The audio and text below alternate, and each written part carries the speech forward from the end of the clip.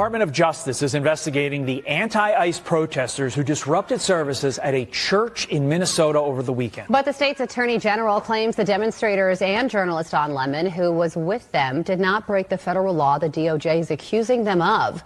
Doug Lazater joins us live from Washington with all the details. Hi, Doug.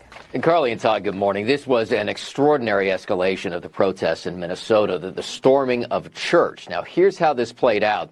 As former CNN host Don Lemon joined with protesters who believed one of the pastors at a church in St. Paul had connections to ICE.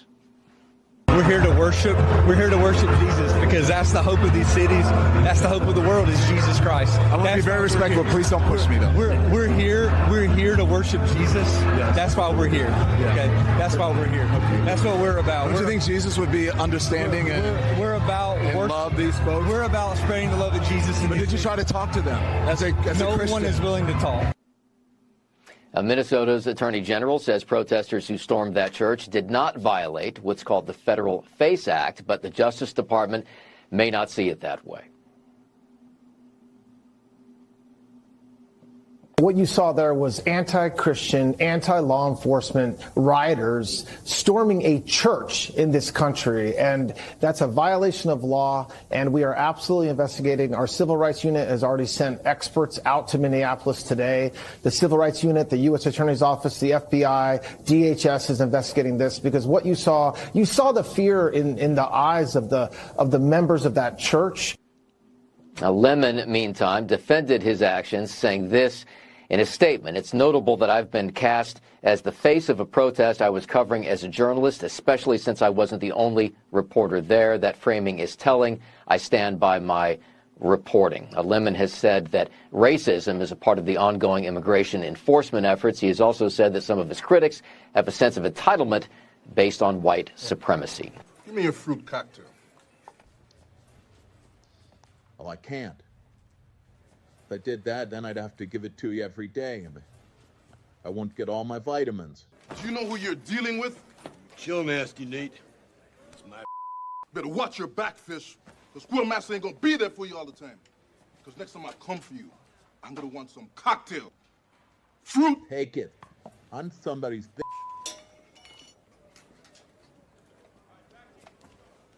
I should laugh at. You know what? Yeah, that's offensive. We're offended. We're angry. Yeah, that's right. Don Lemon versus Nicki Minaj versus the truth that we could still make jokes about our dreams, and our dreams would be having Don Lemon in prison. And will those dreams come true? Well, we have a little birdie that tells us that the DOJ is on the ground right now, and they're planning on charging with the KKK Act, which would be a very special enhancement to these charges, those BLM terrorists who stormed the church. We are on top of this story. We have spent the entire day working the phones and talking with some very high ups in the DOJ. Our interview yesterday with Harmeet, that was like the most viral interview on the internet, played nonstop on Fox News. And we, in a number of follow-ups, asking, hey, is this just bluster? Are we just are we gonna do anything here? Are things actually gonna happen? Things are gonna happen. Let me guarantee you, okay? Let me guarantee you. Things are gonna happen. It's gonna be a wild ride, and the Trump administration is laser focused on this. And we have some very exciting guests for you, perfect for this show. Today, Tuesday, January 20th, 2026, as Christianity is under attack, as a Christian church was stormed by BLM left-wing terrorist protesters in total and complete violation of federal law. Not just one federal law, probably dozens of federal laws, but off the top of our head, a half dozen that we can count, including but not limited to the KKK Act. That is an act that was passed in the 1800s in order to fight back against the KKK attacking Black Americans to rob them of their civil rights. But now it's Black Americans and BLM activists and Don Lemon who colluded in order to attack those who were freely worshiping Christ in their church. So, my goodness, we've reached racial equality, isn't it? You have BLM, Black Lives Matter activists being charged with the KKK Act. Perfect harmony. Perfect harmony. We've reached total and complete equality in our country. Yes. Thank you. We finally done it. Thank you, DEI. Thank you, wokeness. Thank you, BLM. We finally, we're charging Black Lives Matter protesters and disgraced former CNN anchors with the KKK Act. Here we go, ladies and gentlemen. Get ready. I'm here to tell you, I'm here to white pill you, right? I'm here to white pill you and tell you the DOJ is going to work on this today. And we may join them, to be quite honest with you. We are totally and wholly devoted to this story because it'll happen in your church next. What if you're not a Christian watching this? It'll happen in your mosque next. What if you're not a Christian watching this? It'll happen in your synagogue next. They're not going to stop. They view God as the enemy. They view people who have any religious beliefs at all as the enemy. And that's what they believe. Now, I, wholly and completely agree with Charlie Kirk that they're going to try and use Islam in order to bring down our Christian nation. Now, that's going to be part of the plan, is to take people from places like Somalia that bring in Sharia law, a totally alien culture, into our culture to try to tear at the seams. And that's what you're seeing in Minneapolis. The people who do not assimilate. And if you're not assimilating in your immigration, then that's an invasion. That's not immigration, that's an invasion. And that is why the city of Minneapolis is burning. What the hell is wrong with Minneapolis? My wife asked last night. Sorry for this little rant off the top. Like, what's going on with Minneapolis? Well, what's going on with Minneapolis? Which, when you were growing up, was Minneapolis some type of third world war zone hellscape? It looks like Black Hawk Down now. I talked with Nick Sotor yesterday. He's got his camera getting ripped out of his hands. I'm trying to figure out how to help him. Minneapolis was this like peaceful Scandinavian town, maybe some breweries. They have a football team called the Vikings. They have a baseball team, the Twin Cities. Their mascot's some little happy baseball, the Mall of America. Minneapolis was just like Pleasantville when you and I were growing up. And then in the 1990s, they started airdropping infinity Somalis into that community. And what does that do? Well, one, it gives one party permanent political power, which is the intention. The stated goal is to give 100,000 guaranteed block votes to the Democrats that can rig every election. That's what they do with these Somali maximal housings there in Minneapolis. But the forward progress of this culturally is that you tear apart the homogeny of a place. And what do I mean by that? Well, it has very little to do with skin color. It has everything to do with, can you speak the same language as your neighbor? Like, there have been black people living in Minneapolis for a very long time. That's not the point. The point isn't that they're like different levels of melanin in the skin. The point is that the Somalis brought a culture that was totally and completely incompatible with Western civilization. That's the point. Had nothing to do with skin color. You could go to Minneapolis in 1990 and find black people and Asian people and Hispanic people, and you didn't find the city wasn't on fire every single couple of months. No one was like killing or attacking each other in the streets. It was like every other American city where people just kind of like chilled. And they all like the Vikings, right? Like, that's it. Minnesota Gophers. What the hell happened to that place? It's a perfect allegory, a metaphor for what they're going to try and do in every city in America. Airdrop in people who are incompatible with Western civilization. How can you say that, Benny? Well, because we've looked at the data. And the data is quite clear when it comes to Somalia. When it comes to Somalia, the data says that these individuals who are raised in Somalia, who are Somalian, according to the World Health Organization and the United Nations, one, Somalia is the single worst place to live. Why? Well, because the IQ in Somalia, the average IQ in Somalia, hovers around 70. That's borderline mentally handicapped, depending on your measurement. Why? Why is that? Well, because there's massive inbreeding in Somalia? Why does nobody talk about this? Somalia is the most inbred nation, arguably, on earth. That's just a matter of fact. They've proven it. Why? Well, because second and first cousin marriages are normal in Somalia. Why? Because it's a tribal country. That's a failed state. And that's what tribes used to do. That's what royal families used to do all across Europe until they realized it was really bad for your genetics. And you get low IQ kids. Why? Well, because it's a collapsed society that's governed by Sharia law and piracy. Then why is everyone so dumb? Because of malnutrition, because they literally steal the food aid. Because they can't run a functional society. I mean, Klein just put up the data there. Sorry if this offends you.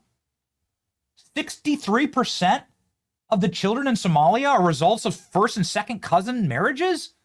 What do you think you're going to get? Go check in with the royal families of sort of like ancient Europe when they would all inbreed together. It didn't create great results. It created World War I, actually, that level of inbreeding. Because you had just morons running every country. The most avoidable war in history is World War I. So sorry for the rant off the top, but you take these people that do not have the same value systems, that do not have the same language, that don't speak English, that live in their own sectarian communities. You airdrop them into Minneapolis, and you create these no-go zones in what was once one of the most peaceful and beautiful Pleasantville cities in all of America. And you can create then these frictions with the native populations of Minneapolis.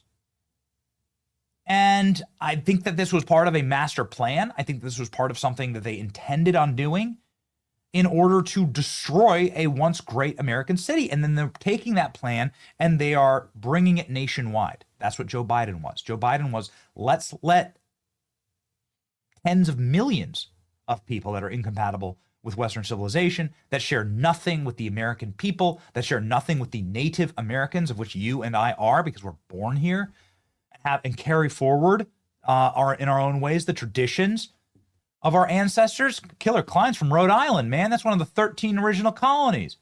My wife's from Delaware. ALX is from Massachusetts. Meet people from those original 13 colonies. They like the Patriots, if you know what I mean, right? Like that's American. Like there's still this richness of like our founding. It still exists in places like Maine, which is another place that they airdropped Infinity Somalis in order to destroy that. It's intentional. Biological warfare. So anyway, I've been thinking about this a lot. I plan on going to Minnesota by hook or by crook. I was thinking about going today, but I feel like we got to talk to Mike Davis first. I feel like we got to talk to Mike. Mike Davis is going to be joining the show along with Peter Schweitzer. And President Trump will not be joining the show. He's in Davos right now, but he threatens to slap 200% tariffs on French wine. That's Macron fights back. First time the French have fought back in a very long time. Yeah, it's not going to work. They're going to surrender too. My name is Benny Johnson, and this is The Benny Show. What a long intro, Klein. Sorry about that. It's just like, you just got to get... I had this talk, it's like, it's bad. Whenever I have this chats with Kate, you'd sit in the kitchen, you get the kids down. In case, I was thinking about going to Minneapolis this morning. And I kind of itching to get up there. I might go tomorrow. But I was thinking, why? Why? She was like, why? Why is this little Norwegian city, founded by a bunch of Scandinavians, Lutherans, why is it gone to hell? Why does every bad thing that has happened over the last decade happen in Minneapolis? What's going on with that place? I think we know why. If we travel tomorrow, we'll let you know. We'll take Patriot Mobile with us. Patriot Mobile is a cell phone service that we trust, know, and love at this company. They carry us forward when we are in war zones. We may go to the Minneapolis war zone tomorrow. We'll talk about it. We're family here, right? We'll just talk about it. Patriot Mobile is a company that you can count on, a Christian conservative wireless provider. Their premium services carry us across the nation. We talk about it every single day. Well, every single day because it's in our pocket every single day. Here we go. Makes it easy to do the job here. Go to patriotmobile.com/Benny. Call 972-PATRIOT. Use the promo code Benny for a free month of service. That's patriotmobile.com/Benny. Call 972-PATRIOT to make the switch today. So anyway, this is what sets the tone for Minneapolis being a tinderbox. And this is how you can get like what happened with Don Lemon so easily. you know, there's a bunch of people in my timeline being like, a bunch of black people in my timeline being like, why don't you try that at my black church in Alabama? Hey, Don, try it at my church. I got a church. He's like, this dude is like in my timeline. He's like, yeah, I don't know. I didn't save the clip. Alex. Oh my God. He's like, gives the address of his church in Alabama, outside Mobile. And he's like, I beg of you, Don Lemon, try it at my Black Baptist church. Try it. It's like half the people at my church are packing heat on Sunday morning. Try it. You know, it's amazing. They choose these churches inside of these places. They get a mob. You wouldn't be able to do this in normal cities, in normal American cities. But they can do it in Minneapolis because Minneapolis has been ripped to shreds. It's a tinderbox. It's been left for dead by its leaders who benefit off of this. And of course, the tenuous relationship with the Somalis is you better keep the fraud going. You better keep the money flowing. Well, anyway, President Trump is saying we're going to stop all of it. Here's President Trump on Truth Social. He hadn't chimed in. He chimed in now. He chimed in late last night. Looks like at 2 a.m. Good old President Trump at 2 a.m. making sure that everyone knows. Just watch the footage of the church raid in Minneapolis, Minnesota. The agitators are insurrectionists. These people are professionals. No person acts the way that they act. Highly trained, scream, rant, rave, lunatics, certain manner, just like they're doing. They're troublemakers. They should be thrown in jail. The first should be Walz, Governor Walz, the fake sleazebag Ilhan Omar, who's supposedly worth over $30 million. And President Trump posted, by the way, our investigation into that. And even though she's never had anything but a government job, investigate these corrupt politicians and do it now. So Trump kind of blending it. Oh, is this it? Boy, man, our production team's good. Can we listen to this? Do we have some sound on this? Man, we are flying this morning. Lemon knew better than to go to a black church. He would have never tried that. It would have been a totally different scenario that would have happened. Totally different outcome. Because we don't play about stuff like that. You're not going to come in and you think he would have got an interview? Are you kidding me? He wouldn't have got past the aunties at the front. They would have shut that down. He's not even getting in through the front door. Yeah, we don't play that. In the name of Jesus, he wouldn't have got in. I love You're talking about dudes reformed from the streets, giving the testimony aunties never gave up on them. You're going to assert yourself into that situation, bro? I'm scared to have my phone on ring when I'm at church. It's just it's a different atmosphere, you know? I don't even want to say what would have happened that day, but a lot of righteous indignation would have went down.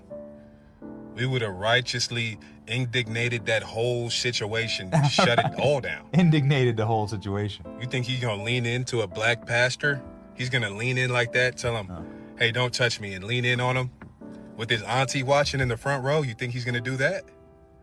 Bro, I would pay pay-per-view. I would pay to see that. Okay. Don Lemon knew better. He would have never done that, bro. So this guy proves a perfect point. And it's a point that Harmeet Dillon made yesterday on our program, which is that there's a racial component here. Don Lemon, and this is exactly the headline. Don Lemon is attacking a church because they're white. Don Lemon did this because the church is filled with white people.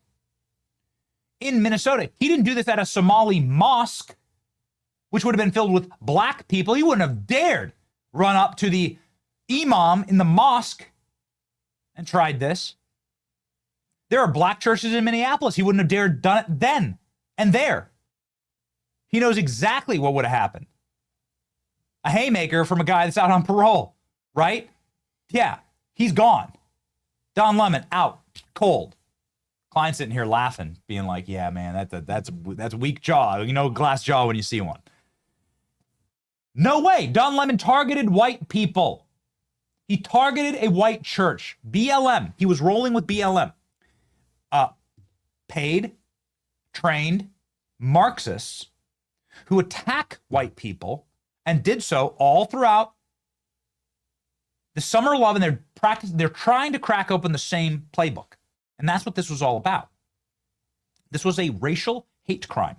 Dylan Roof, I think it was over a decade ago, Dylan Roof, white supremacist who attacked a black church. He killed people inside of this black church. I believe it was in the Carolinas. Again, it's been a while. There you go. Yes, okay. So Dylan Roof was charged. What was he charged with? What was he charged with? Now, I'm not saying that anybody went in and, nobody got killed this time in a Minneapolis church. It did just happen a couple months ago where a transgender, same ideology, by the way, as Don Lemon, it's the exact same ideology that Don Lemon has. The far left, a member of the far left, a believer in wokeness, he went and shot up a Catholic church, killed 2 children, shot 17 children. 9 counts of murder, 1 count of possession of a firearm. I have a feeling that there was probably some type of racial component or some type of accelerant that was added onto this. Got it. 3 new charges of attempted murder. Dylan Roof was somebody who was attacking a black church. So when Harmy Dillon says, I want to investigate if there's a racial component here, I know we have a clip from yesterday that has both Harmeet's comments and Don Lemon's comments, where he straight up admits, I'm doing this to white people. We played you on the show yesterday. If we could grab the dual commentary. I know we posted it on X. And this is why we asked Harmeet that question. Because Don Lemon is out yesterday with these scared white kids running into, fleeing the church as they were attacking them, being like, this is the point. The point is to make them uncomfortable. This is the point. This is exactly right. This is exactly right. Listen to Don Lemon here. We're here, but that's what really, careful, please. Let it roll, really slippery. Not kidding. That's what protesting is about. And so.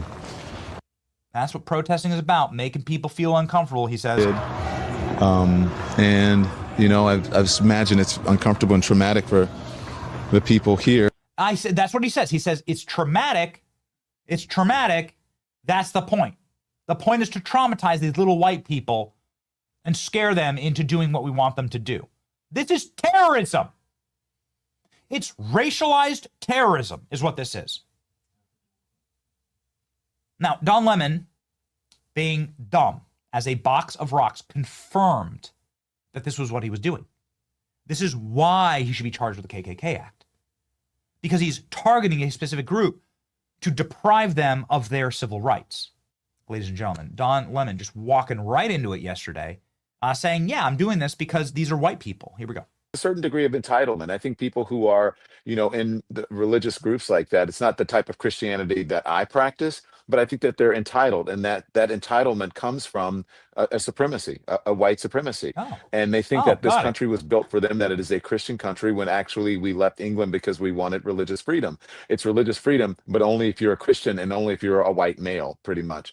And so, yeah, I absolutely. There was a racial element to what was said as well. The man you're referring to, who I believe is a vet, very disturbed looking man. He had recently just been arrested and catch and released by Minnesota law enforcement officials 2 days earlier. I think it was on Friday. And that's why he was free to terrorize this child and his parents and this family. Shameful. But he's shouting about them being white and privileged. And so those are additional things that we're looking at. Is there a racial element to this church being targeted? Because, that's also illegal in America, committing crimes on the basis of the race of the victims. These people need to be in jail. They need to go to jail. Mike Davis, ladies and gentlemen, has entered the chat. Get ready to get your face melted by the great white ginger of the North. Mike Davis, ladies and gentlemen, getting checked in right now. He'll be joining us, and he's ready to go scorched earth, like Harmeet Dillon did. And I just want to give you, this is the #1 clip of the day. I was looking this morning. It did 24,000 reposts, 100,000 likes, and spawned a lot of memes that we can't show you. But it did 5.5 million views. Our clip yesterday on the KKK Act. Now, what is the KKK Act? You can go ahead and read it. We put it up on screen yesterday. KKK Act, passed in 1871, says that you're not allowed, it is illegal to collude with your fellow Americans to deprive them of their civil rights, their God-given rights. This is called the Klan Act. because the Klan would gather together, and go out and kill people, or go out and like steal their ballots or whatever, like steal their civil liberties from them. And that's what the Klan was doing to black people. So they passed this act that said like it's illegal to collude, to plan on doing this. We can arrest you and charge you for even like planning it. You're not allowed to go do that. This is not, you should, you know, you can charge people, by the way, with RICO, you can charge people as accessories if they're instrumental in planning crimes. And so this is what they're doing. Klein has it right here on screen. Vigilante groups like KKK would threaten black Americans, undermine their plan for Reconstruction. This was in order to protect the Republican Party, of course. At the time, blacks were Republican. Abraham Lincoln. So here's Harmeet Dillon. This is the clip of the day. This clip has been on Fox, but was played nonstop. 50 different articles written about it. Harmeet Dillon saying we're going to use the Klan Act, potentially, but whatever, I'm just going to read into it. We're going to use the Klan Act to go after these people. We're going to use the Klan Act to take down BLM. Oh, what a timeline. Here we go. We will pursue charges in this case. I see various crimes that have occurred. Exactly what they are, I'm not going to flag, but the FACE Act has been mentioned as one of the predicates there. In other cases, the Biden DOJ used the Klan Act conspiracy charges tacked on to the FACE Act in the case of protests outside abortion clinics to bring much longer sentences. So there are a number of tools available to us. Who funded this? What else? What other crimes may have occurred? Was there a use of the wires or the mails in preparing for this event? Did anyone cross state lines to do this? All of those are potential predicates for additional federal charges. You unpack this for us, Harmeet. Yeah, the Klan Act is one of the most important federal civil rights statutes, and it goes back to the time when President Lincoln emancipated the slaves, and yet the southern states, Dixiecrats mainly, were refusing to give them equal rights. And in fact, that you had sheriffs and you had law enforcement harassing the newly freed slaves. So the Klan Act is a law that makes it illegal to terrorize citizens, to violate their civil rights, to get together and conspire to violate the civil rights.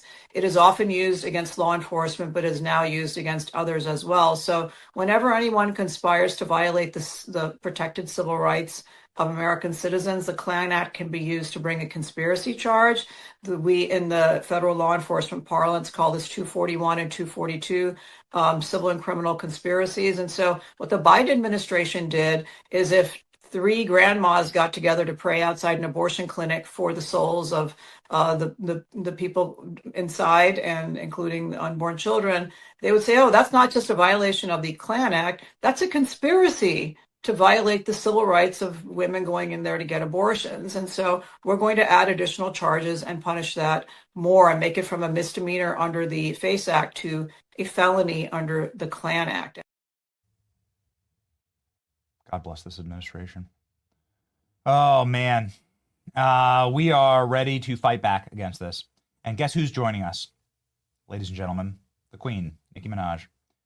Nicki Minaj posted our clip yesterday with a heart, with a prayer emoji, a prayer emoji and an American flag.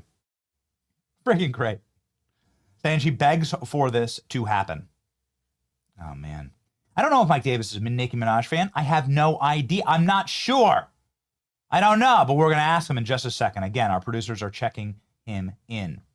Paleo Valley is, well, a great way to ensure that you have a strong 2026. You need protein, man. It's such a lie. The biggest lie, and we were there at HHS the other day where they inverted the food pyramid. It was so cool. Got a chance to chat with RFK. We're going to be doing more with RFK. But he said the biggest lie of the 21st century was that protein is bad for you and that you should reduce the protein in your diet. No, man, you got to eat more steak. But how do you eat steak? You know, I'm sitting here in a studio all day. What am I going to cook a steak? No. You're going to order a steak on Uber Eats? That's a bad idea. Don't do that. It's never good, right? Beef sticks, dude. Beef jerky. This is the way. And I got to, like, there's plenty of beef jerky companies. You know, they're pretty popular right now with Maha moms and kids. This is the one. This is the one that my wife chooses for our 4 children. Paleo Valley is a health and wellness brand focused on creating nutrient-dense foods that keep your kids full, keep you full, clean protein on the go. Look no further than 100% grass-fed beef sticks. Beef sticks specifically perfect, satiating, satisfying, and tasty snack to go. This is the healthiest beef stick on the market. 100% grass-fed and finished. Source of U.S. family farmers who do rotational grazing practices, keto and paleo approved, and they are, of course, no carb and no sugars. 5 delicious flavors. Check them out today. Head to paleovalley.com and use the code Benny to check out. 15% off your first purchase. That's paleovalley.com. Use the code Benny at checkout. All right, let's check on in here. Producers still working on getting Mike set, and that's fine. We will chill and wait for Mike. Yeah, we'll chill and wait for Mike. We have Todd Blanche, who is Deputy Attorney General, talking about Don Lemon and the protesters and their crimes. And for everybody in the comment section screaming, nothing is happening, I can assure you something is happening. I can promise you. We may have to go to Minneapolis just to prove it. But anyway, here's Todd Blanche yesterday. Freedom of the press extends to a lot of different areas. It does not extend to somebody just trespassing and being embedded with a group of rioters and being part of the group that storms inside of a church. So as our Assistant Attorney General said yesterday, we are absolutely investigating that conduct, and the fact that man, that Mr. Lemon, thought that was a good idea to do that and then to race away from it saying it was freedom of the press. Well, we'll see.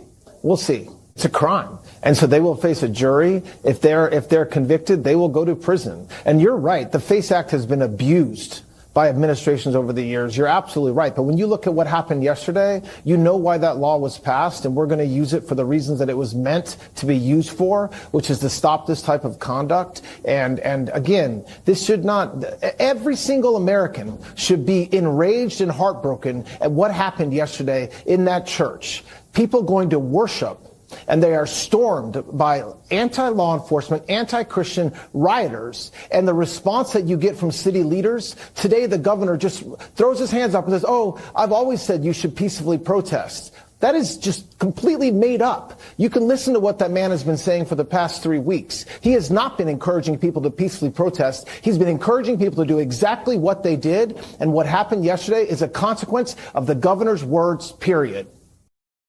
All right. They are taking a strong stance against this, telling you President Trump is saying years and years in prison. And you have to make an example here. You have to make an example. You have to say, you must draw a line. It'll be your church next. It'll be my church next. How many of your churches have to start having security outside? How many church shootings? How many murders? How many guys driving their trucks through the church? We have a cop outside of our church. You have to do live shooter drills at our church. Like, this is just, like, what kind of a country are we living in? It's because of these monsters, because of these complete and total maniacs. Mike Davis, ladies and gentlemen, is ready to roll, it looks like. He has been posting scorched earth about how these are federal crimes, given the FACE Act, 18 U.S. Code 248. This would be the exact same statute that the Biden administration used to throw grannies in prison just for praying, and priests along with that. A man who is no priest, but a man who, is ready to fight with hellfire is the great Mike Davis of the Article 3 Project, joining us live right now.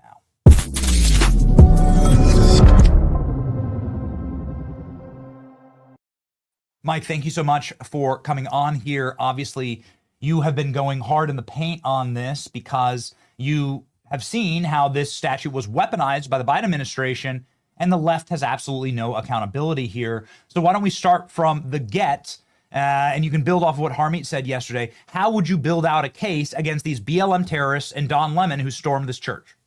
Well, I would use the Biden Justice Department playbook to build this case. Remember, under the Biden Justice Department with Attorney General Merrick Garland and Associate Attorney General Benita Gupta and Assistant Attorney General for Civil Rights Kristen Clark, 3 radicals, Lisa Monaco, the Deputy Attorney General, 4 radicals. they politicized and weaponized the Justice Department to go after their political enemies and to protect their allies. And there's not a more glaring example than the FACE Act, when they went after elderly Christians praying in abortion clinics. They went after priests. They went after Bevelyn Williams, a black young mother of young kids, and threw her in prison for 41 months under the FACE Act, while they gave amnesty to people who attacked places of worship, Christian churches and synagogues. They certainly wouldn't have given amnesty if someone attacked a mosque, but they definitely gave amnesty to people who desecrated Catholic churches, Christian places of worship, like trans terrorists who went in there and destroyed churches. Well, we have a new sheriff in town with Attorney General Pam Bondi and her all-star team, including Harmeet Dillon. These are two bold and fearless warriors for the Constitution, and I talk to both of these women regularly, and they're not going to put up with this. There's not even close will they put up with this. You're going to see indictments coming out of the Justice Department under 18 USC 248, which is a FACE Act violation, and 18 USC Section 241, conspiracy against rights. And that's exactly what the Biden Justice Department did to Christians praying at abortion clinics. There's no question. There is no question what Don Lemon and his co-conspirators did violated the FACE Act, and there's no question that it violated conspiracy against rights, the Klan statute. I mean, think about what they did. We are now in a country where these Democrat governors, these Democrat mayors are fighting the federal governments. They're fighting federal law enforcement on immigration. That is insurrection, right? That is seditious conspiracy, textbook insurrection, textbook seditious conspiracy. We now have Confederate governors in America, like Minnesota Governor Tim Walz. We have a Confederate mayor with Minneapolis Mayor Jacob Fry, and now we have their Klan foot soldiers like Don Lemon, who is rounding up agitators to go harass, intimidate, threaten, disrupt Christians during the middle of their Sunday church services. This is a red line. And I would say to Don Lemon, you're not a journalist. You are an agitator. Your own videos you posted show that you're an agitator, because you're so stupid that you would actually post the most incriminating videos possible. You're so stupid that you can't keep your mouth shut because you're this DEI reporter who the only reason you're there is because you're a DEI reporter. If you were a white man, you would be homeless. You might be homeless after you go to prison, but now you think that you're sanctimonious and you're righteous and you're going to go disrupt Christian services. Even if you are a reporter, Don Lemon, you would still go to prison for this, because you do not have a license to break the law. You do not have a license to violate the FACE Act. You do not have a right to conspire with your other Klan members and go shut down Christian church services. That's going to put you in prison, buddy. And Harmeet Dillon and Pam Bondi, they're not going to have any sympathy for your argument that you're a gay black man or whatever the hell you said. Who cares? You're going to be a prize in prison.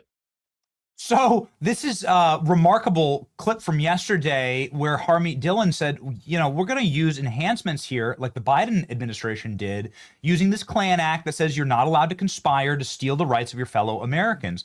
Can you talk us through that, Mike? A lot of people were laughing this off. Don Lemon laughed this off on his little podcast with that psychotic SSRI wine mom, you know, who really does. I mean, I heard this. I can't get it out of my head. She looks like she's an alien in a ill-fitting skin suit, and like a bad exoskeleton, like not like the Terminator type. But anyway, this is totally aside, and that's totally petty and bitchy. No.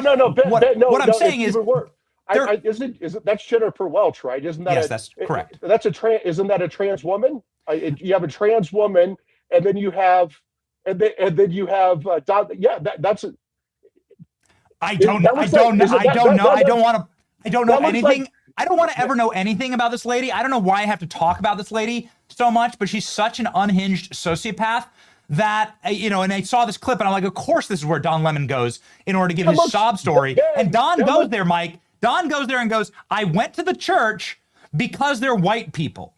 And what that did was it fell right into the trap that Harmeet Dillon was talking about on my show just an hour earlier.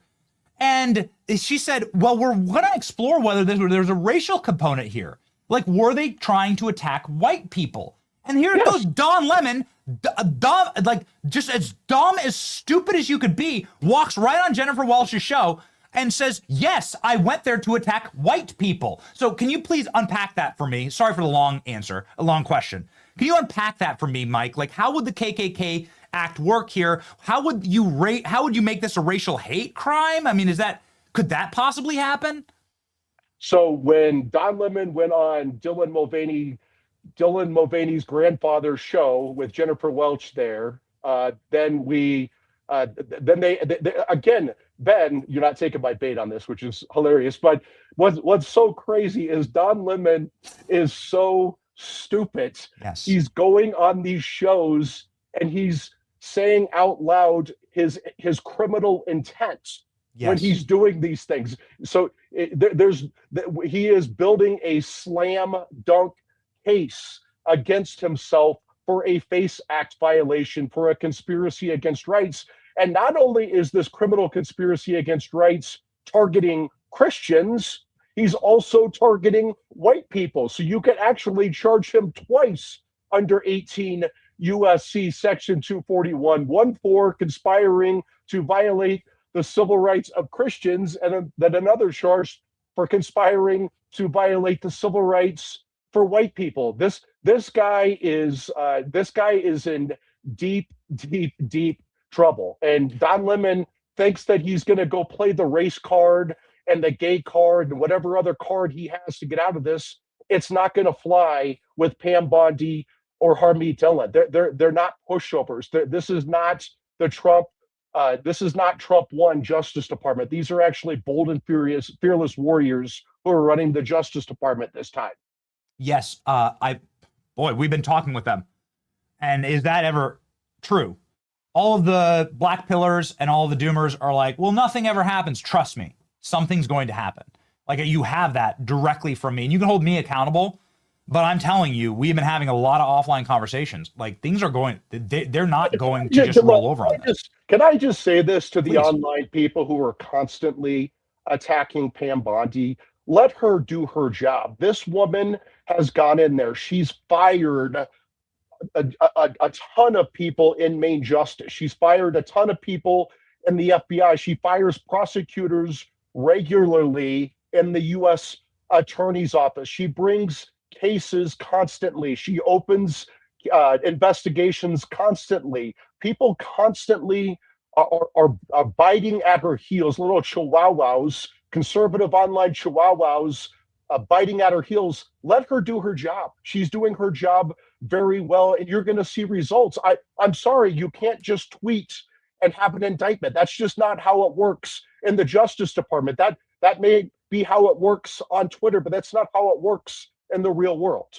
Mike, would you please, since it made so much news and was the number one clip on X and has been played nonstop all across the internet yesterday, could you please unpack for us this KKK law?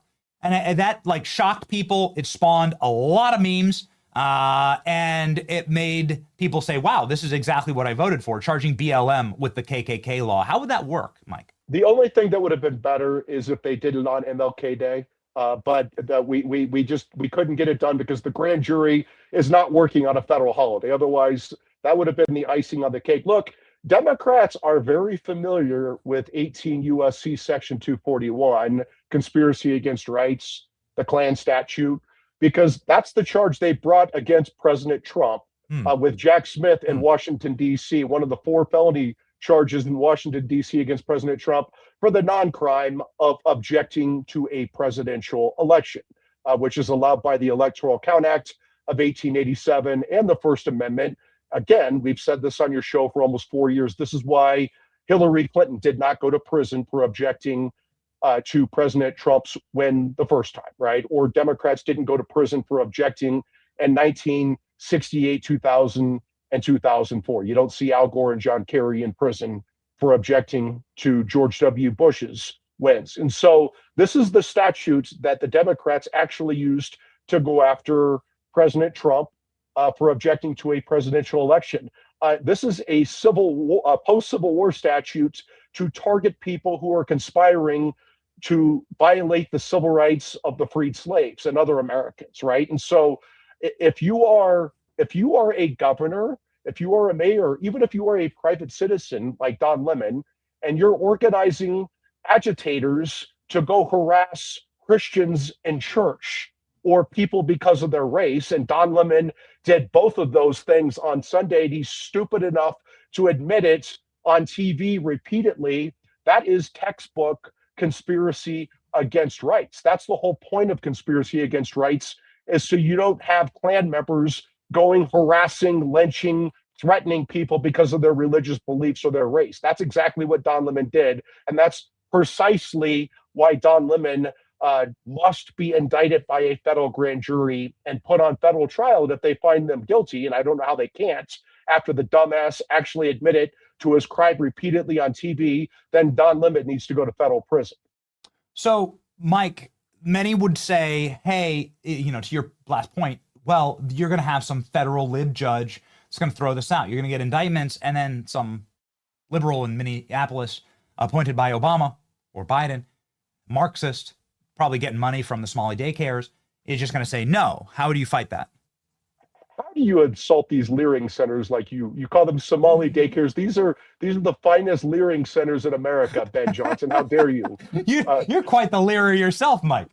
I would say this, well, first of all, they would appeal that to the Eighth Circuit and the Supreme Court. There's no chance that a liberal judge is going to be able to stop an indictment against Don Lemon for what he did. I mean, they'll temporarily try to stop it if they try to throw it out, but it will get appealed and this indictment will happen. But I want Don Lemon to go through this process. I want the process to be the punishment. And, these journalists out there who are going to say that the Trump administration is now arresting journalists and now arresting Black journalists and gay journalists or whatever the hell they're going to say, just watch the videos and just watch what Don Lemon said after he filmed the videos, after he knew that he could be under federal investigation, and that the dumbass goes on and admits his criminal liability repeatedly. It's a slam dunk case. If he would have just kept his mouth shut, he still committed a crime, but he probably would have gotten away with it.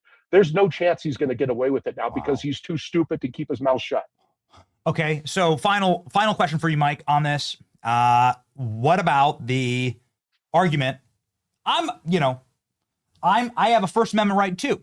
You saw Don Lemon say that to the pastor up front of the church, saying, well, I have a First Amendment right, and Jesus would be in favor of my First Amendment right because I also have freedom of speech and assembly, and that's why we can storm your church. He said it right here. That's why we can storm your church, and I can go up and threaten your parishioners. I can threaten your congregants. I can scare the hell out of these little kids. Don Lemon admitted that he is doing it in order to make them uncomfortable and terrorize the kids. That's what he said. I wanted to create trauma in the children. Don Lemon says it on his live stream, and he's using journalism and the First Amendment as a shield. Will that hold up in court? Not at all. And you do not have a First Amendment right to trespass. You do not have a First Amendment right to disrupt a church service. Those are crimes, and the latter is a serious federal crime, a series of serious federal crimes. It's a FACE Act violation under 18 USC Section 248, and it's conspiracy against rights under 18 USC Section 241. Church services are not public forums. This is not, a free speech zone in a public park where you can go debate other lunatics, homeless people, or whoever Don Lemon wants to go debate. This is a church service. Just imagine if Mike Davis went into a mosque and did what Don Lemon did, or Mike Davis with my MAGA hat went into a Black church and did what Don Lemon did. There would be righteous outrage on the left. There should be outrage, right? But of course, there's not going to be outrage here because this is a gay, black, mentally disabled man going in to a Christian church, a white Christian church. And so they don't care. They actually support it. So, and look, again, Don Lemon's antics, criminal antics, may have flown in the last Trump administration when we had pussies running the Justice Department. That's not going to happen with Pam Bondi and Harmeet Dillon because they are bold and fearless warriors, and there will be justice. And I imagine it's going to happen this week. Yeah, I mean, it just struck me when I was talking with Harmeet. You know, there were a lot of people, some of them I consider friends, who tried to say, yo, I was filming during January 6th, right? And I like, look, I'm a journalist, protect me. Steve Baker's a pretty famous one at the Blaze. And they came after him. They came after him with a vengeance. And I know it's not apples to apples. I'm well aware they're very different things. But that whole, like, the Biden administration was perfectly happy to bulldoze the whole, like, I'm an independent journalist thing, on January 6th. Well, and here's where it's apples to apples. You look at Bevelyn Williams, a young black mother of young black kids who the Biden Justice Department sent to prison for 41 months for praying in an abortion clinic. They sent many elderly people in Washington, D.C. to federal prison for many years, including under the FACE Act and conspiracy against rights.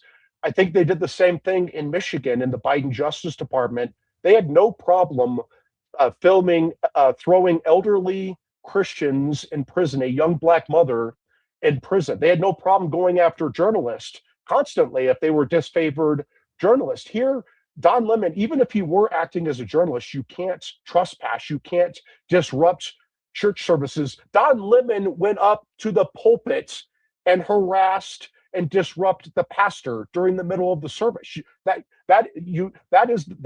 can't get more of a FACE Act violation than that, other than maybe burning down the damn church. There it is, right on your screen. Bevelyn Williams sentenced to 3 years and 5 months for praying outside of a Planned Parenthood in New York City. There you go. Jeez, look at that. Yeah, Democrats didn't care about this black woman because it doesn't fit their narrative. Because Democrats actually do not give a damn about race or gender or transgender. They're Marxist and they want their foot soldiers. And if you have Marxist black women, those are perfect foot soldiers, and they'll go to the mat for them. But if it's a Christian conservative woman like Bevelyn Williams, they'll throw her in prison for 41 months.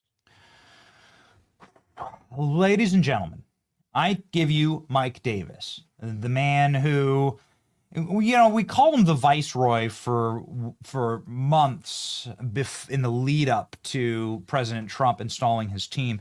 And I think that Mike is actually the Viceroy. I think he just does it behind the scenes.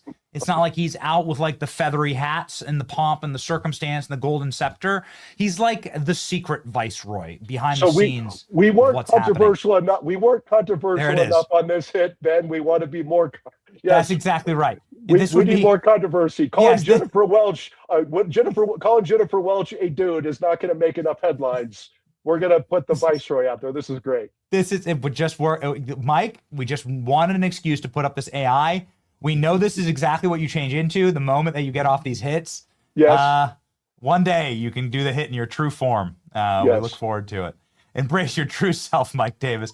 Yeah, you can embrace Mike Davis by following him here. 500,000 followers Mike has on X. And you know him, ladies and gentlemen, the Viceroy. Scorched earth. Thank you, Mike. God bless you. Thank you.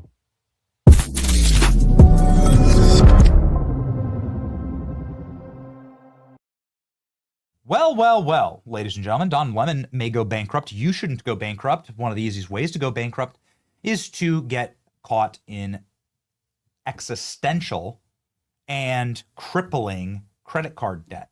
These are debts that are at 20 and 30% interest rates. Those are the kind of interest rates that are usury rates and are meant to destroy your future. American Financing can help you get out of that credit card debt, unlocking the equity in your home to do so, making sure that you can steer clear of the slavery of credit card debt and refinance that debt. They're helping tens of thousands of Americans do just this. Call today, 888-528-1219. That's 888-528-1219 for AmericanFinancing.net. You can find them online. There's no upfront fees, no obligations. They will tell you exactly how much you can save. They can fix that credit and they can fix that interest rate like a jiffy. Make sure that you are set for the golden era. American Financing, ladies and gentlemen. Okay, things are going well. I got to tell you, I really do look forward to the next couple of days. The F around period and the find out period is fast approaching the singularity. We have Peter Schweitzer, the legendary Peter Schweitzer, author and one of the greatest investigative journalists of our time, set and ready to go. Leading into Peter, I did want to say that like the energy of our movement is on the side of the American people. People want there to be justice. They want to end the fraud. They want to end the corruption. Peter Schweitzer spent his entire life talking about the corruption. We can show you this, by the way, by President Trump getting cheered. The roars of the crowd yesterday, President Trump at the national championship.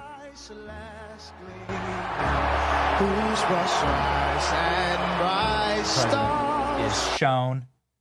This is America, baby. Indiana winning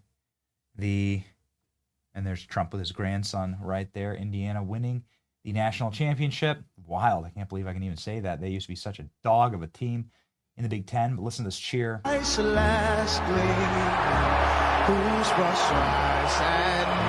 people are behind President Trump and what he is doing, making America an empire again. I'm cool with it, ladies and gentlemen. I don't know if Peter Schweitzer is, but we're going to chat with him right now. He has a brand new book out, and we're very excited to talk to the legend. Let's go.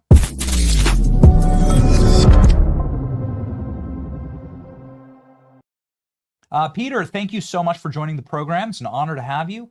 You're a total legend. You have a new book out, The Invisible Coup, How Our Global Elites Are Using Third World Immigration to Destroy America. And right off the top, we were talking about this. The Somalis in Minneapolis is like a perfect play in order to destroy that once great American city. Do you agree? The floor is yours. Yeah, Benny, great to be on with you. Thanks for having me. Yeah, I mean, we've been having a debate in this country about immigration, which is vitally important. This book is about weaponized immigration. It's about how foreign adversaries and entities, whether it's the Muslim Brotherhood, the government of Mexico, or China, have weaponized immigration. And what do I mean by that? What I mean by that is they are creating political networks inside the United States. There are Mexican government officials, for example, who are organizing some of these violent protests that happen in Los Angeles, that are happening in Minnesota. These are diplomats. These are Mexican government officials. You mentioned the Somali fraud case. I quote in the book from Islamic leaders who say that engaging in welfare fraud is actually a good and holy thing because we need to be taxing non-Muslims to pay taxes or reparations to Muslims. So I think the biggest argument I make in the book, and I think it's related to current events, is that migration has been weaponized. It's not random. It's not just about jobs. It's not just about our culture. Those are important things. This is an attempt to establish political control and political sovereignty inside the United States through mass migration and by activating those migrants that are already here. So you're saying that it is actually foreign powers that are operating a shadow network inside of our nation that brings about some of the chaos that we've seen in our streets. Yeah, 100%. Very well said. So, for example, look at Mexico. We think of Mexico as a corrupt, kind of hapless government, and to a certain extent, that's true. But what I quote in the book extensively are senior government officials saying that they view mass migration as a means of retaking territories that they lost to us in the 19th century. In December 2024, there was a government report by one of Sheinbaum's top aides who said, and I quote, there are 39.9 million Mexicans inside the United States. We are quietly retaking the territories that were stolen from us, end quote. And there are dozens of others. Now, we may look at that and say, okay, that's just a bunch of bravado. But the fact is, Benny, they actually have the infrastructure inside the country. So, for example, this vast network of consulates in the United States, China and the United Kingdom, Great Britain, have 6 and 7 consulates in the United States, respectively. Mexico, they have 53. And as I mentioned in the book repeatedly, they're engaged in organizing violent protests. I name some of the people that are doing this. They're also involved in meddling in our politics. We got a hold of a transcript of a meeting that was held at the consulate in, of all places, Oklahoma City, Oklahoma. And what they did is they brought consular officials from Los Angeles to Orlando to Oklahoma City. People flew in from Mexico City, from the foreign ministry. The foreign minister even addressed this group. So you had all these diplomats. What was the one other segment that was part of this meeting? Democrat Party political activists and consultants. And what they discussed, according to the transcript, was how they were going to turn states from red to blue. They were bragging about how they had changed California from red to blue. They changed Arizona from red to blue, and they were going to do the rest of it to the country, and that Donald Trump and the Republicans were going to learn, if you F around, you're going to find out. This is a meeting involving diplomats who are not supposed to be involved in partisan politics. They're not supposed to be doing any of this. So we need to look at that infrastructure. We also have to recognize that Mexico has created this bizarre intrusion into our sovereignty. I was stunned by this. There are Mexican elected government officials who sit in the Mexican Senate, who sit in the Mexican Parliament, who live full-time in the United States, because their job is to represent Mexicans living in our country. There's a senator from Arizona, Senator Ruiz, who sits in the Mexican Parliament. She's actually introduced legislation arguing that California should become the next state of Mexico. You have other members of this quote-unquote parliamentary system who are organizing violent protests and getting involved in American politics. We should not tolerate this. We will not tolerate this. And I expect that the Trump administration will be taking firm action as they become more aware of this information. We've covered some of these stories, Peter, with, like, for instance, the Beijing cops that were running police forces to police Chinese people throughout America. Totally extrajudicial police forces and juries and judges outside of the American system here on American soil. It was a wild moment. You're saying Mexico is doing the same thing. There was a Chinese student in Michigan. This is one of the most curious cases. I couldn't believe when I fully researched this. This Chinese student votes in Michigan in the 2024 election. I wonder who he voted for. He used his student ID to do it. And then when he was caught and he was indicted, he fled the country. Now, how do you do that exactly? Because we took his passport. We took everything. Well, he had a Beijing official smuggle him passports, effectively smuggle him out of the country through our TSA under the radar, and they were able to sneak one of theirs that committed election crimes out of the nation. So it's like this full state operation that exists outside of the American justice system. Is this what you found in your book? Yeah. It's a parallel structure, and it's an intrusion on our sovereignty. I mean, imagine if we had American members of Congress and U.S. senators who lived in Canada, and their job was to represent Americans in Canada. Canada would not tolerate that for a second, and yet we are allowing Mexico to do that. You mentioned China. China is doing similar things, not only the infrastructure that you talked about, but they've created an industrial scale model to exploit birthright citizenship in this country. You know, birthright citizenship, Supreme Court is going to hear the case. Somebody is in the United States at the time, they give birth, that child is automatically given U.S. citizenship. Our federal government, Benny, has zero idea how many people have been born this way in the country because we don't keep records. If you get a birth certificate that your child is born in the United States, which makes them a citizen, we don't list the national origin or the citizenship of the parents. So our federal government has no idea. The Chinese government has actually looked into this because the Chinese government encourages members of the Chinese elite to do this in the United States. And the numbers that they come up with are absolutely stunning. And it's another example of this immigration subversion. The Chinese government believes that for every year over the last 13 years, roughly 100,000 Chinese nationals a year have been born in the United States. They are then taken back to China. So think about this. You're looking at more than 1 million U.S. citizens. I'm going to put that in air quotes. They are U.S. citizens, according to this claim about birthright citizenship, but they're being raised in China. They're going to CCP schools. They are members of the elite. Their parents are military officers, intelligence officers, propagandists for the CCP. When they turn 18, Benny, they're going to be able to vote. They're going to be able to donate to political campaigns. They're going to be able to get government jobs. They're going to be able to do a whole host of things. Keep that in mind. More than 1 million when the 2016 election with Hillary Clinton was settled by 80,000 votes. So China's doing this in a different way than Mexico, but it's very, very similar in their goal, which is to chip away at our sovereignty and to wage what I argue is civilizational warfare on the United States. You just blew my mind, Peter. That's exactly how you would do it. If you wanted to hack our idiotic systems, which of course birthright citizenship is one of the dumbest rules in place. It was never intended to mean any pregnant person just has an American randomly. It doesn't work in any other country that way. Where if you're pregnant, you just happen to be in France, then your kid's French. It's so stupid. It's so arcane. And this is exactly how you would hack it. You see the article here.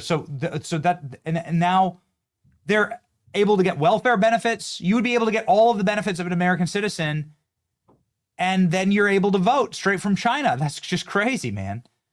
Have you seen is this like the largest scale election fraud hack that you've seen? Do you cover that in the book? Is this like how China is hacking our elections, using this as like biological warfare? Yeah, no, great question, Benny. Yeah, that is a major component of it. And the first wave of this is going to start cresting in 2030. That's when we're first going to see the tip of this more than 1 million Chinese nationals. They're doing something else, Benny, too, and that is they're exploiting something called the EB-5 visa program. This is a program that was started in 1990. It was developed into law by Congress. It was passed. It was signed by George H.W. Bush. We now know, by the way, that the person that pushed for this EB-5 visa program was a Chinese national named Maria Tsai, who was later outed as a spy.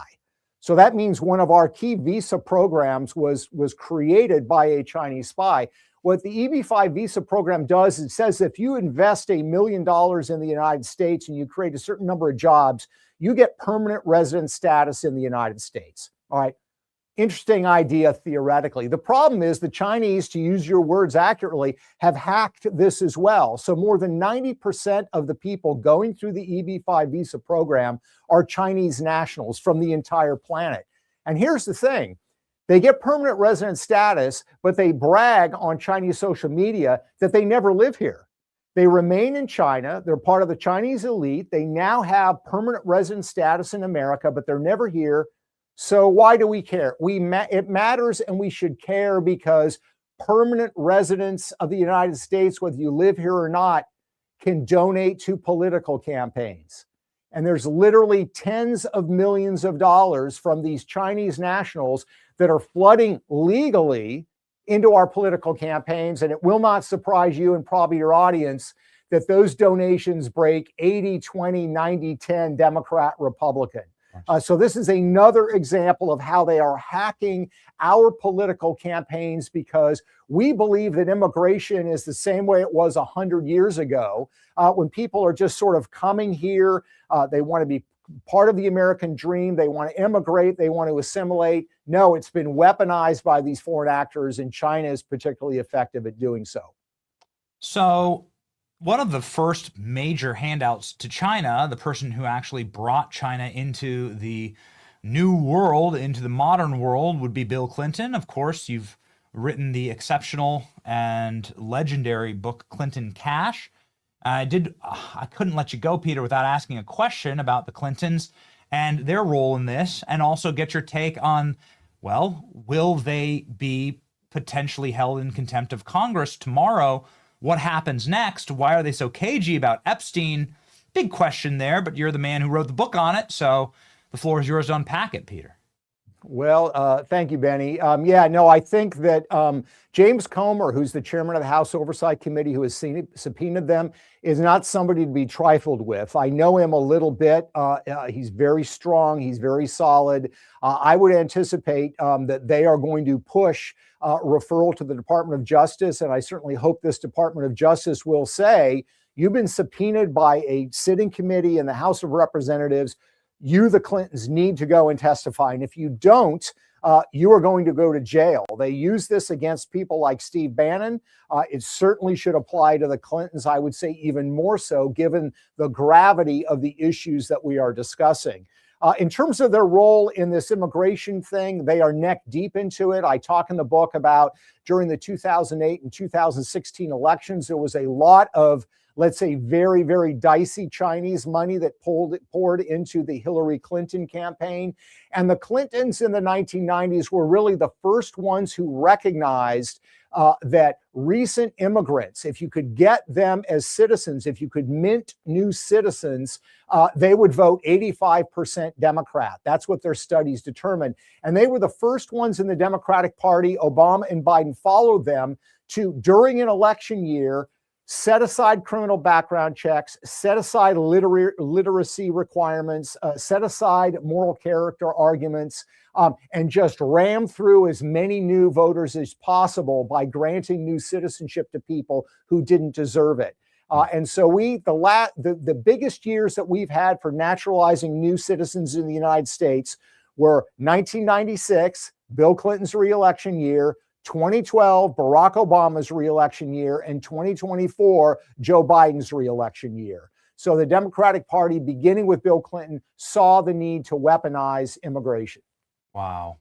And a final question on Epstein, you know, given the fact that and here's the Clinton Cash book, obviously you probably read it before, and it is, again, just a piece of literary history going through the, oh, sorry about that. I touched my phone screen there and happened to hit a highlight reel of the national championship last night. So you have unpacked the Clintons and their network. Where did Jeffrey Epstein exist in that network? Obviously, here's a photo of him visiting the White House over a dozen times. Bill Clinton working very closely with Jeffrey Epstein. The Clintons, very, very cagey on all of this, very worried. Some very scandalous photos of Bill Clinton with little, young women in his lap on the plane have been released. Bill Clinton in hot tubs and so on. Here are just a few of them. And, I don't know what those silk shirts are exactly, like Austin Powers, Spy Who Shagged Me kind of shirts. But it's something weird's going on. What's your take on this, Peter? Yeah, I think that a huge mistake by this Department of Justice not to release everything. And by everything, I mean, obviously you want to redact the names of victims, but they need to release everything. And I understand they're very powerful people who are saying, oh, I didn't do anything wrong and it's going to look bad, so please don't release it. It doesn't matter. The country deserves answers on this. I think when you look at the Clintons' relationship with the Epsteins, obviously, I don't have personal knowledge, but it seems to me to reek of cover-up. It certainly fits the pattern of behavior with Bill Clinton. I think it all needs to be released, and the desperation with which certain people do not want this information to come out speaks to me of the fact that these are people that are guilty of some pretty awful behavior. Yeah. Bill Clinton in his little screed that he wrote after being held in contempt, after not showing up, said, I don't have any relationship with Jeffrey Epstein. I dumped the guy. Well, here's a photo of his daughter's wedding with Ghislaine Maxwell. Oh, stands in one of the front rows. It's pretty obvious here. You could almost write a book on it, Peter. It's here's the thing, Benny. I mean, if that's the case, what Bill Clinton claims, go and say that to the committee. Sure. Not that hard. It's not that hard. You're under oath. Go and say it to the committee. The fact that he doesn't even want to show up, to me, speaks of very serious problems that he has in this area. Very serious problems. Thank you. We'll leave it at that. Peter Schweitzer, his brand new book, The Invisible Coup. You can get it right now on Amazon. It is a bestseller. Peter, it's always a pleasure to have you on. You can also follow him on X right here. He's got 215,000 subscribers, an absolute legend and a great independent journalist, the great Peter Schweizer. Thank you. Thanks, Benny.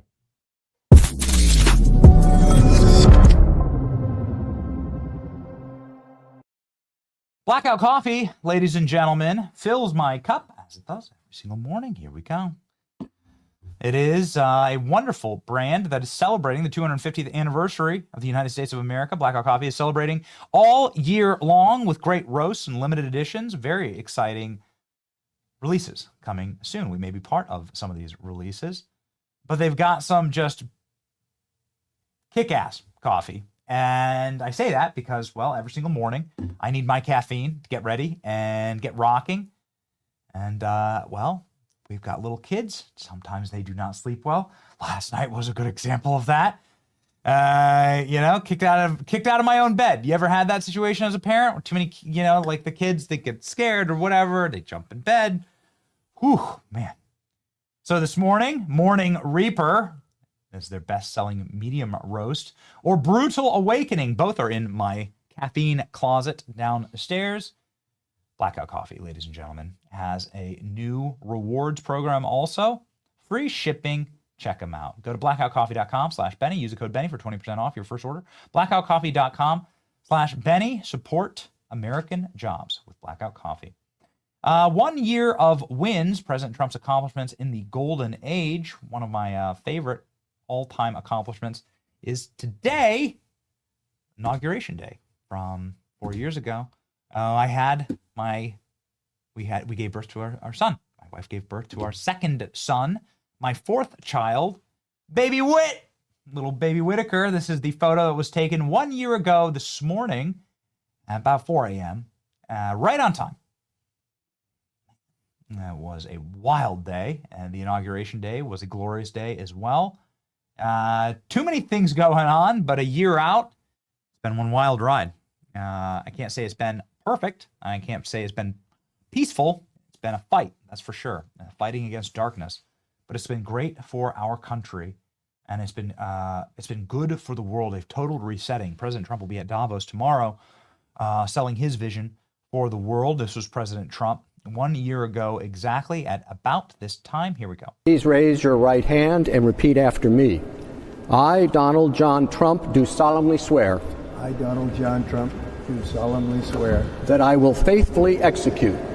That I will faithfully execute. The office of President of the United States. The office of President of the United States. And will, to the best of my ability. And will, to the best of my ability. Preserve, protect, and defend. Preserve, protect, and defend. The Constitution of the United States. The Constitution of the United States. So help me God. So help me God. Congratulations, Mr. President. Got what I wanted award, ladies and gentlemen. You can go check out this Breitbart article, but some of the top line major Trump accomplishments has been resetting the world on America's term, setting the economy up for roaring success. This year is the year that you start to really feel that. Trump's tariffs worked. They did not bankrupt the economy or cause a collapse or a recession.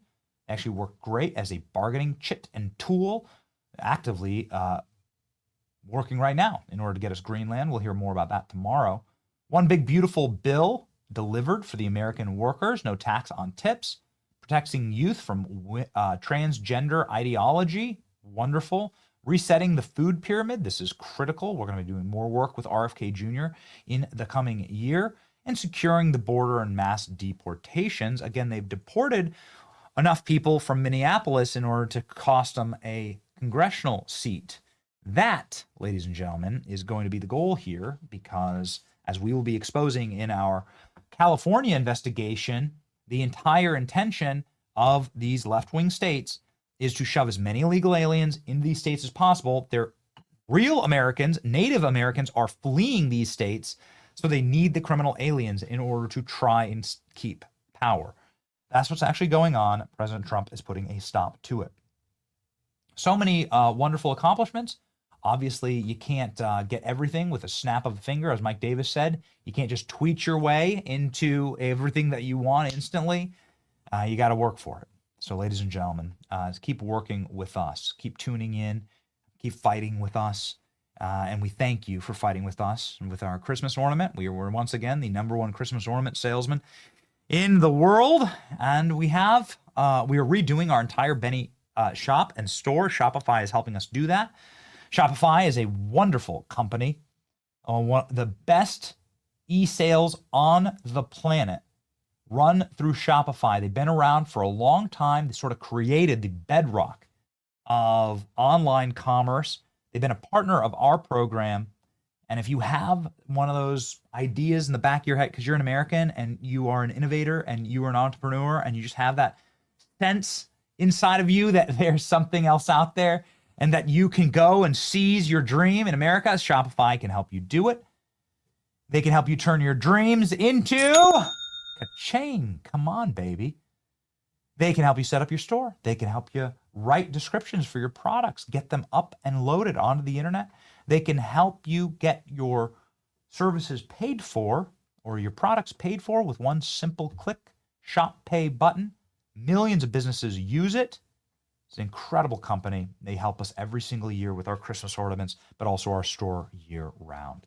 So if you want to see less carts being abandoned, it's time to head over to Shopify and make sure that you turn your dreams into Shopify.com/Benny. Go to Shopify.com/Benny. Sign up for your $1 per month trial and start selling at Shopify today. Our verse of the day, let's freaking go. Very excited about all of the work that we have to do today. Get ready. We're putting together our investigation on California. We do major work today on that. We should be releasing that soon. We hope that we're going to be inspiring more federal investigations. We got a lot loaded up and ready to go. So what guides us every day? Well, our bedrock of truth, our belief in God, Christ Jesus, our Lord. Proverbs 21 today for our verse of the day. When justice is done, it brings joy to the righteous, but terror to the evildoers. What a wonderful verse. I need to commit that to heart. When justice is done, it brings joy to the righteous and terror to evildoers. Let justice be done, and we hopefully will be part of that justice. I know we were yesterday. We were thankful for God using us in this manner and using this program. Again, we had the #1 clip in the world yesterday. It's great to see it, and it's great to be part of building a country that you'd actually want to leave to your kids, and that's the goal for us.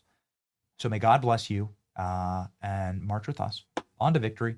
In the end, we win. It's the best part of being a Christian. It's your boy, Benny. See ya. Give me a fruit cocktail.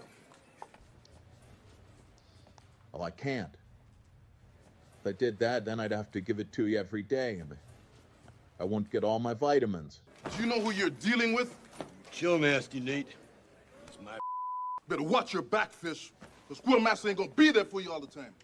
Because next time I come for you, I'm gonna want some cocktail. Fruit. Take it. On somebody's Show where the truth gon' be. Faith and freedom on your TV screen. Stand up strong, battle through the night. The Benny Show's here, bringing liberty to life. From the speeches to debates, Benny sharp like a blade. Cutting through the lies, watch the truth cascade. With the warrior's heart, this man never fades. You know it's prime time when Benny invades. From saving the nation to stories untold, the Benny Show's a storm, see the truth unfold. Stay in the loop, let freedom take hold. Salting all the libs, soul never sold. It's the Benny Show, where the truth gon' be. Faith and freedom on your TV screen. Stand up strong, battle through the night. The Benny Show's here, bringing liberty to light. Liberty to light. Bringing liberty to light. Liberty to light. Bringing liberty to light. From the speeches to debates, Benny sharp like a blade. Cutting through the lies, watch the truth cascade. With the warrior's heart, this man never fades.